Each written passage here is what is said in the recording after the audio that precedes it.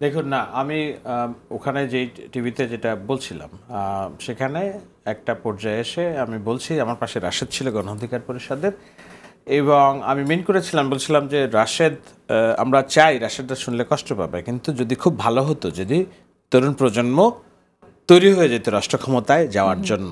সেখানে আমি এনসিপিকেও মেন করে বলেছি, কারণ এই দেশে আওয়ামী লীগের যেহেতু সিস্টেমেটিক রাজনীতি এবং পাল্টা গণঅভ্যুত্থান না হলে এই দেশের রাজনীতিতে প্রতিষ্ঠিত হওয়ার তাদের সুযোগ নেই, যে কৃতকর্ম তারা করেছে। সুতরাং বাংলাদেশে দুটি এক্সিস্টিং দল, একটি হলো বিএনপি, অভিজ্ঞতা, কলেরব, শান শৌকত সব দিক দিয়ে তারাই দাবিদার।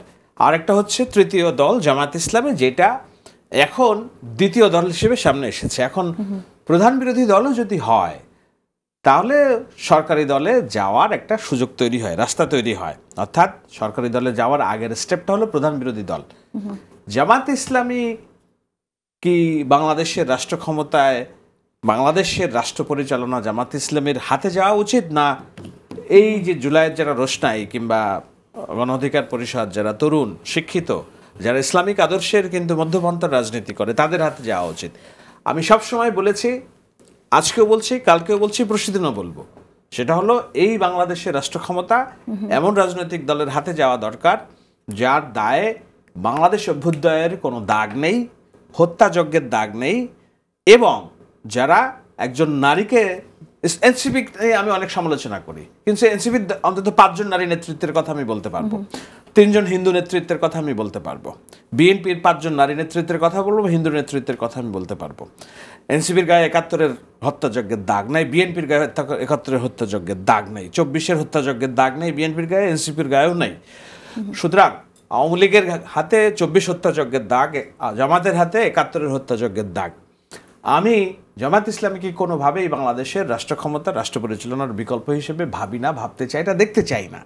সেই জায়গা থেকে আমি বলেছি খুব ভালো হতো যদি তরুণরা প্রস্তুত হয়ে যেত এবং বাংলাদেশ যদি ওইভাবে একটা ব্যালেন্স রাষ্ট্র হতো। কারণ আপনাকে তো ইতিহাসের নিয়তিটা মানতে হবে যে বিএনপি যদি রাষ্ট্র ক্ষমতায় আসে, 5 বছর পর তারা অজনপ্রিয় হয়ে যেতে পারে, মানুষ বিকল্প খুঁজতে পারে। আচ্ছা, মানলাম যে আরও একটা ট্রাম্প কিংবা আরও একটা ট্রাম্প, 3 বার তারা ক্ষমতায় থাকবে, কিন্তু একটা পর্যায়ে তো মানুষ বিকল্প চাইবে। সেই বিকল্পটা কি জামায়াত ইসলামী, না নতুনরা উঠে আসবে? আমি দেখি নতুনরা উঠে আসবে, তারাই বিকল্প হিসেবে নিজেদেরকে এস্টাবলিশড করবে, নট জামায়াত ইসলামী। সেটা হলো আমার ভাবনার জায়গা। কারণ বাংলাদেশকে নেতৃত্ব দেওয়ার মতো কোনো রকম নৈতিক যোগ্যতা এবং প্রাতিষ্ঠানিক যোগ্যতা জামায়াত ইসলামীর আছে বলে আমি মনে করি না। এখন জনগণ যদি ভোট দেয় তাহলে আমরা না করবো কিনা?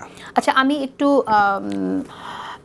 একটু ভিন্ন প্রসঙ্গ এখানে আনতে চাই। সেটা হচ্ছে যে আপনি বলছেন যে আপনি রাষ্ট্র ক্ষমতায় দেখতে চান না জামাত ইসলামকে, কেন দেখতে চান আপনি ব্যাখ্যা করলেন। কিন্তু আমি এরকমটাও শুনছি যে এক ধরনের পরাশক্তিদের এক ধরনের আগ্রহের জায়গা আছে জামাত ইসলামকে ক্ষমতায় নিয়ে আসার, এবং তাদের যে প্ল্যান সেই জায়গা থেকে তারা এটা সুবিধা হবে এবং আলটিমেটলি আওয়ামী লীগকে ব্যাক করানোর জন্য একটি পথ হতে পারে। আপনারও কি তাই মনে হয় কিনা? দেখুন, পরাশক্তিরা কি চায় এটা খুব হাইপোথেটিক্যাল জিনিস, এবং এটা নিয়ে আমরা নানান রকম স্পেকুলেশন করেছি। 5 তারিখের আগেও করেছি, পরেও করেছি, এখনও করছি। এগুলো আমাদের যার যা বয়ান আমরা সেভাবে বলার চেষ্টা করি। কিন্তু একটা যে কনসেনসাস হচ্ছে জামাত ইসলামীকে তারা আয়ত্তে নিচ্ছে, আমলে নিচ্ছে, সেটা তো আমরা দেখছি। এবং আমি তো এটা অফ রেকর্ডেও আলোচনায় বলছি এবং অন রেকর্ডেও বলছি, সেটা হলো যে যেদিন বাংলাদেশের জামাত ইসলামীর শাসন ব্যবস্থা কায়েম হবে, তার 3 মাস থেকে এই বাংলাদেশে পাল্টা অভ্যুত্থানের গ্রাউন্ড তৈরি হবে। যখন বা এসে কান টানলে আপনি রডের যদি এক পাশে আগুন ধরান, এই আগুন অন্য জায়গায় পৌঁছাবে।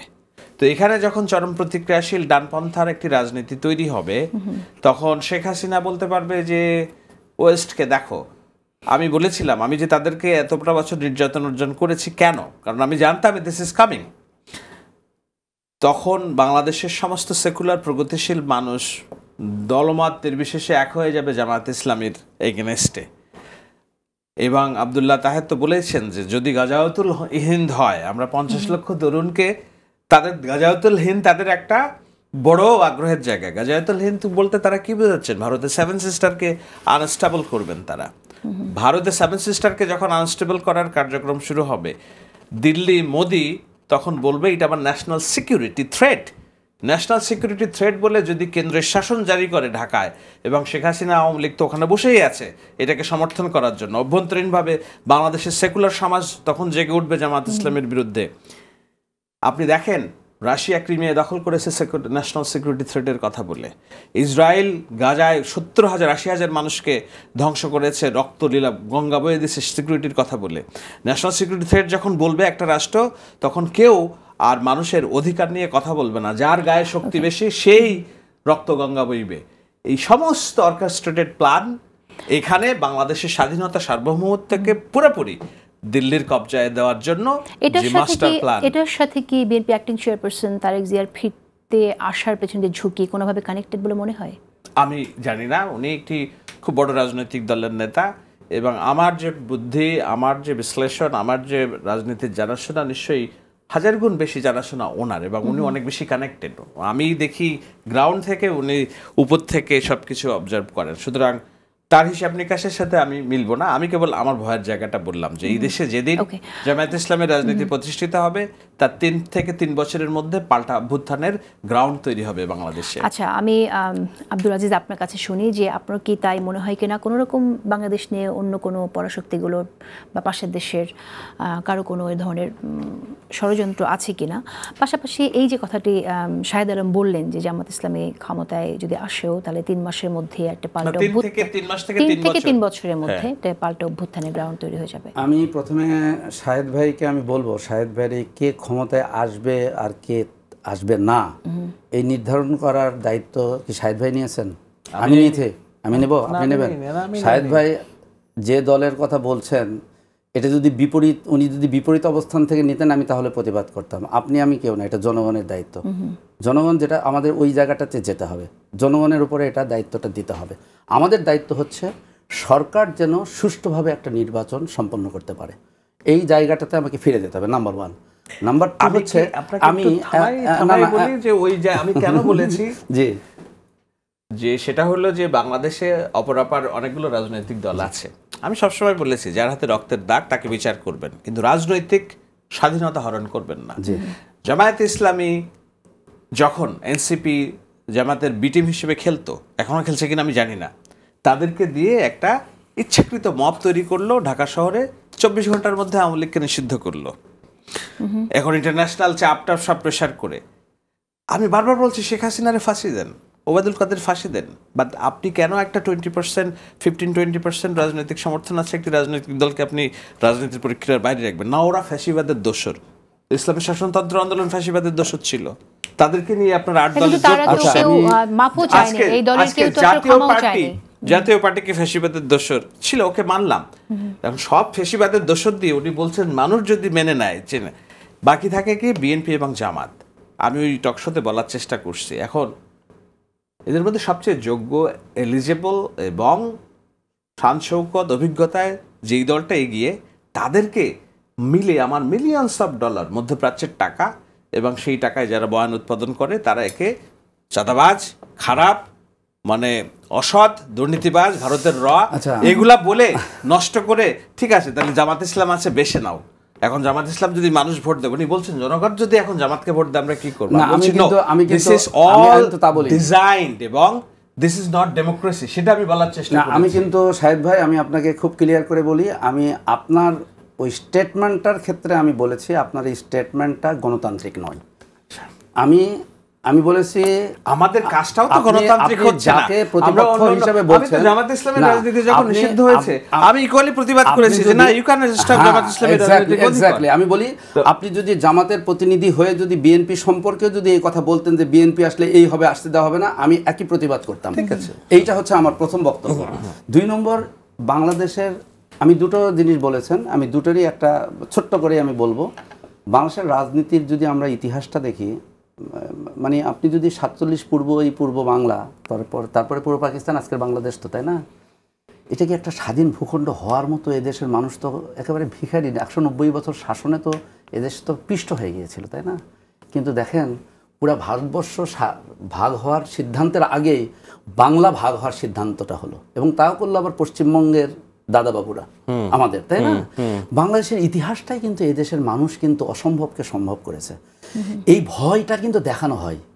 Is Bangladesh is a viable country, বহুত রচনা আছে এবং তারা বলেছে বাংলাদেশ তো এটা ছাড়া টিকে থাকতে পারবে না। বাংলাদেশ টিকে আছে, টিকে থাকবে। এই আত্মবিশ্বাস আমরা আশা করি আপনারা আপনার প্রচণ্ড মেধাবী, আপনারা কিন্তু গত 16 বছরে আপনারা অসাধ্য সাধন করেছেন, কন্ট্রিবিউশন আছে আপনাদের, প্রত্যেকের কন্ট্রিবিউশন আছে। কিন্তু আমরা মানুষের শক্তিকে তুচ্ছ করছি কেন? যে মানুষ ইতিহাসের প্রতি পদে পদে ইতিহাসের বাঁকগুলোকে পাল্টে দিয়েছে, মানুষ দিয়েছে। আমি আবারও বলি শেষে, বেগম খালেদা জিয়ার রাজনীতির কিন্তু একটা অন্যতম জায়গা দেখবেন, তিনি কিন্তু সবসময় জনগণের উপর আস্থাশীল থেকেছেন। আমি আপনাকে বলবো, আমরা আরেকটা মহেন্দ্রক্ষণের সামনে দাঁড়িয়ে আছি। আমরা জনগণের কাছে যাই, আমরা প্রতিদ্বন্দ্বীকে আমরা শত্রু না মনে করি না। আমার প্রতিদ্বন্দ্বী যদি ভালো হয়, তার বিজয় আমার বিজয়। এখানে আমি ওনাকে বলি, আমার ভয়টা কোথায়? আমি 100% আপনার সাথে একমত, জনগণের শক্তির উপর আমাদের ভরসা রাখার কথা। কিন্তু যখন আওয়ামী লীগের যে ফ্যাসিবাদ ছিল, যেখানে আমরা পরাস্ত হয়েছিলাম, সেটা হলো মুক্তিযুদ্ধের বাংলাদেশের নাম করে সকল অনাচারকে মুক্তিযুদ্ধ দিয়ে কাট করার চেষ্টা করছেন। হ্যাঁ, আমার ভয়টা হলো যদি একটা গণতান্ত্রিক দলের সাথে আমাদের রাজনীতি হয়, তাহলে আমরা তার সকল কিছু অনাচারকে জনগণের শক্তি দিয়ে পরাস্ত করতে পারবো। কিন্তু যখন আপনি এটাকে ইসলাম রক্ষার আন্দোলন হিসেবে স্ট্রাইক করবেন, তখন আর কোনো মতবাদ দিয়ে আমি ওই ফ্যাসিবাদ যে জন্ম নেবে ইসলামের নামে, সেটার বিরুদ্ধে আমি যুদ্ধ করতে আমি আশা করি আমার একটা কথা আজকে যেটা বিজেপি করছে আজকে। শাহেদ ভাই, আমাকে একটু কয়েকটা সেকেন্ড আমি একটা জিনিস বলি। বাংলাদেশের ইতিহাসের সাথে আমি একটা প্রশ্ন করি যে জামাত ইসলামের যে উত্থান, আমাদের সব আলোচনার মধ্যে জামাত ইসলামী একটা আলোচ্য বিষয়, তাই না? জামাত ইসলামীকে তো এই মাটিতে মিশে দেওয়ার জন্য কম চেষ্টা হয়নি। একটা দল কিন্তু থাকবে কি থাকবে না, এটাও দিন শেষে কিন্তু বিচার করবে। মুসলিম লীগ পাকিস্তান প্রতিষ্ঠার পরে মাত্র 1 দশকও সময় লাগেনি, মুসলিম লীগ বাংলাদেশ থেকে হারিয়ে গেছে। আওয়ামী লীগের যারা বাংলাদেশের স্বাধীনতা যুদ্ধের নেতৃত্ব দানকারী দল, তারা আগে একটা বিপর্যয়ে 75-এ হলো, আবার তারা এবারে হয়েছে। এদেশের মানুষ কিন্তু, আপনি যে আশঙ্কা করছেন, এদেশের মানুষ উদার, গণতন্ত্রী, এদেশের মানুষ কিন্তু ধর্মীয় যে আমাদের যে ভীতিকর যেটা দেখি, এটা দেশের মানুষ গ্রহণ করবে না। এদেশের সমাজটা হচ্ছে উদার নৈতিক সমাজ। এবং আপনি যে জায়গাগুলোর সমালোচনা করলেন, ডাকসু, রাকসু, চাকসু, আপনি দেখেন আমাদের মেয়েদের দৃশ্যগুলো। এবং আপনি তো দেশের বাইরে থেকে দেখেছেন, আমরা শহীদ মিনারে দেখেছি হিজাবি নন হিজাবি স্কার্ট পরে আমি নিজে দেখেছি একসাথে বসে গান গাইতেছে। এটাই বাংলাদেশ। এই বাংলাদেশটাই আমরা দেখি। সেই জায়গা থেকে আপনি যে বাংলাদেশের কথা বলছেন, সেই বাংলাদেশ থেকে আমরা সরে গেছি। এখন এই বাংলাদেশে একটি নারী ওড়না না পড়ে গেলে তাকে হেনস্থা করা হয়। সুতরাং আমরা ওই দৃশ্যটা দেখতে চাই না। এটা চয়েসের, জি, ওই জায়গা আমরা দেখতে চাই না। সেটা আমাদের সংকট জায়গাটা কি, জামাত ইসলামী এমন একটা রাজনীতি নিয়ে এসেছে যে ওই সবস্থানের বাংলাদেশ 5 আগস্টের আগে যেটা ছিল, সেই নারীদেরকে, সেই সবস্থানকে আমরা হারিয়ে ফেলে এখন আমরা 5 আগস্টে যে সহাবস্থান ছিল, সেরকম অবস্থা। ভয় পাচ্ছে যে নির্বাচনের পর যখন ক্ষমতা আসবে যদি কেউ, এই প্রতিক্রিয়াশীল গোষ্ঠী, আমরা ওইটা ইসলাম রক্ষার নামে যে শুরু হবে, আমরা লড়তে পারবো না। ওটা আমার ভয়ের জায়গা। নাইলে জামাত নিয়ে আপনি জামাতের ভোট বাড়িয়ে দিচ্ছেন। আপনি আমরা খুশি হওয়ার কথা, জামাতের ভাইরা যারা আমাকে খুশি হন যে আমি জামাতের ভোট বাড়িয়ে দিচ্ছি।